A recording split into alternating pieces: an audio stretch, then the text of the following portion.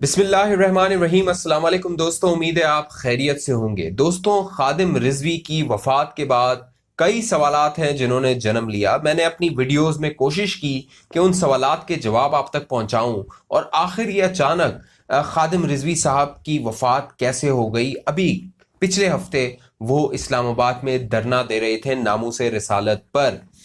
अब अमेरिका की फौज की जानिब से एक बयान जारी हुआ है। उस बयान की बहुत अहमियत है, और आखिर अमेरिका की फौज को जो खादिम रिजवी साहब हैं उनकी वफात के बाद बयान क्यों जारी करना पड़ा, और अमेरिका की फौज ने यह बयान उर्दू में जारी किया है। इस बयान में क्या कहा गया है वो सारी तफसील आपके सामने रखेंगे।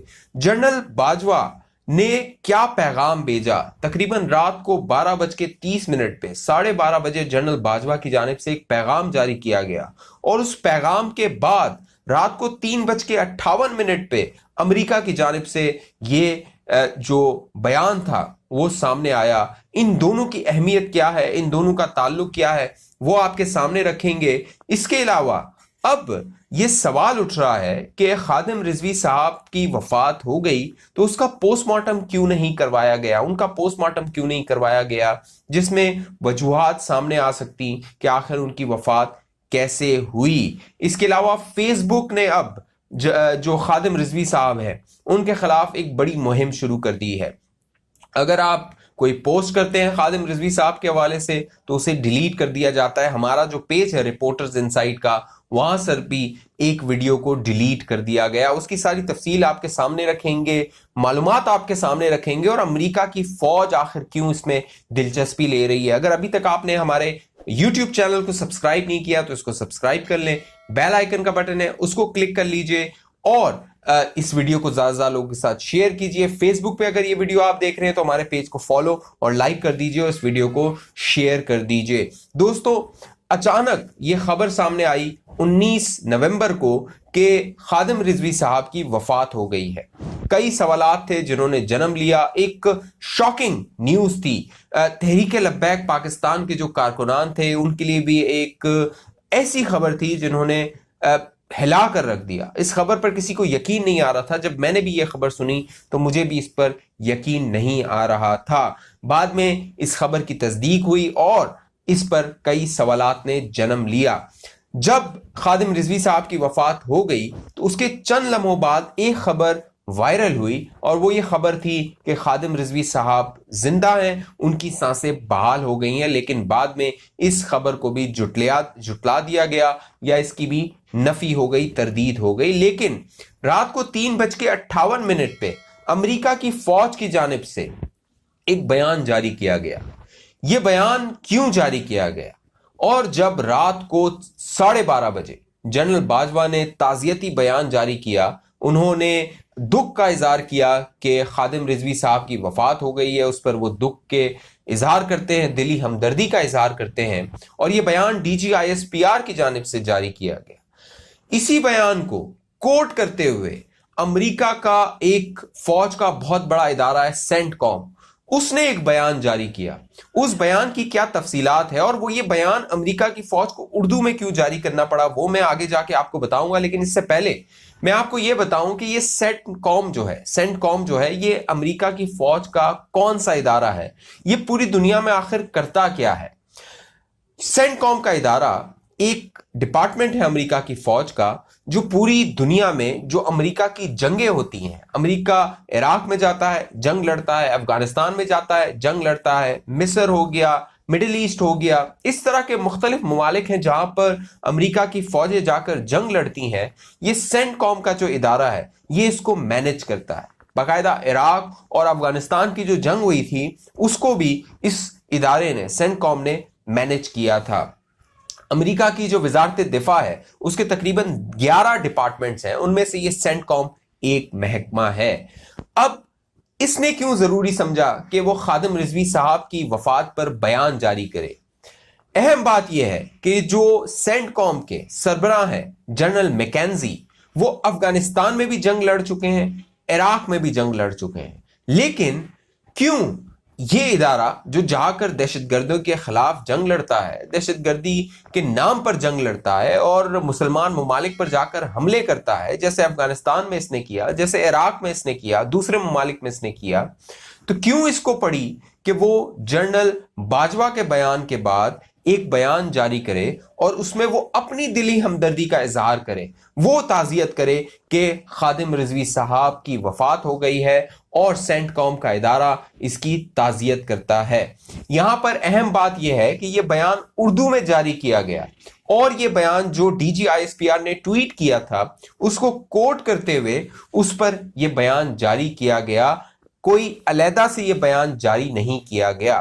ممکن تھا کہ یہ بھی کیا جا سکتا تھا کہ سینٹ کام الگ سے اپنی ویب سائٹ پہ یا اپنے ٹویٹر پر یہ بیان جاری کرتا، لیکن پاکستانی فوج کے سربراہ کے بیان کو کوٹ کرتے ہوئے یہ بیان جاری کرنا، اس نے کئی سوالات کو جنم دے دیا ہے۔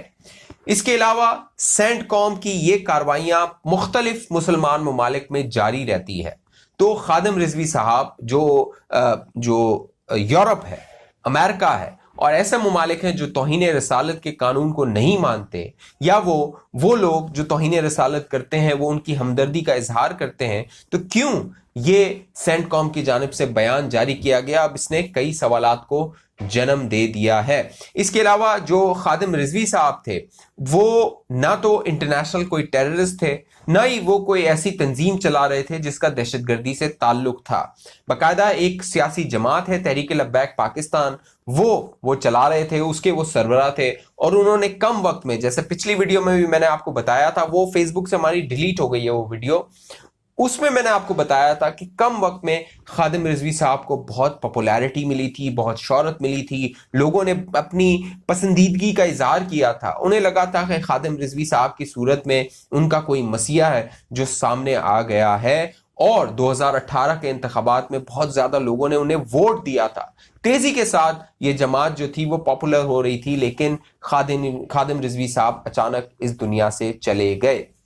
اس کے علاوہ رات کو 12:30 پہ جنرل باجوہ نے اپنا ایک تعزیتی بیان جاری کیا۔ یہاں پہ جنرل باجوہ کے بیان کی اہمیت اس لیے بھی ہے کہ جب 2017 میں خادم رضوی صاحب اور تحریک لبیک پاکستان نے دھرنا دیا تھا اسلام آباد میں، تو جنرل باجوہ وہ شخصیت تھے جنہوں نے اس وقت کی حکومت کو، اس وقت وزیر اعظم شاہد خاقان عباسی ہوتے تھے، انہیں کہا تھا کہ طاقت کا استعمال نہیں کیا جانا چاہیے۔ باقاعدہ D G I S P R نے ایک بیان جاری کیا تھا جس میں کہا تھا کہ اگر تحریک لبیک پاکستان اور خادم رضوی کے کارکنان کے خلاف طاقت کا استعمال کیا گیا تو بات بگڑ جائے گی۔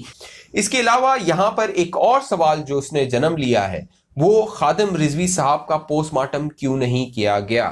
خادم رضوی صاحب کی اگر بہت زیادہ طبیعت خراب تھی، وہ دھرنے میں بھی آئے تھے، وہاں پر انہوں نے خطاب بھی کیا تھا، اور خادم رضوی صاحب نے جو اپنا آخری خطاب کیا تھا اس نے کئی لوگوں کو ہلا کر رکھ دیا تھا، اس میں انہوں نے انتہائی اہم باتیں کی تھیں، اور ممکن ہے کہ ان کی موت کی وجہ ایک وہ خطاب بھی ہو۔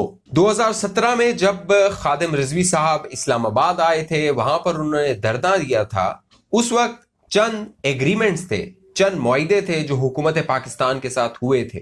ان معاہدوں میں بیشتر نکات ایسے تھے جن پر عمل درآمد ہو گیا تھا، لیکن ایسے بھی نکات تھے جن پر عمل درآمد نہیں ہوا تھا۔ اس کے بعد 2018 میں خادم رضوی صاحب ایک بار پھر سڑکوں پہ آئے تھے، لیکن اس بار انہیں گرفتار کر لیا گیا تھا۔